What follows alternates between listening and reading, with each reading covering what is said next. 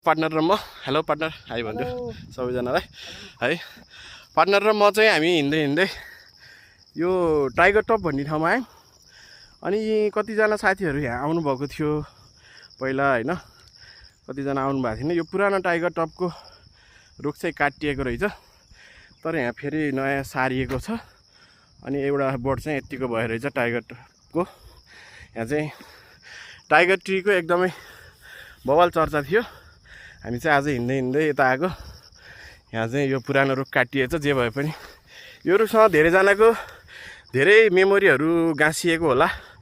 कतिजना यहाँ आउनुभएको थियो। ल हाम्रो अब यो भिडियोमा कमेन्ट गरिदिनुहोस् है, तपाईँहरू कहाँबाट हेर्दै हुनुहुन्छ, आउनुभएको थियो कि थिएन है। अनि यहाँ आउँदा के रमाइलो भयो थियो, कतिलाई त दुःख पनि भयो होला, कतिलाई सुख भयो होला है। तपाईँहरूको आफ्नो मेमोरी सेयर गर्न सक्नुहुन्छ है। अहिले चाहिँ हामी पार्टनर र म चाहिँ टक्क यो भ्यू हेर्नलाई आनन्द।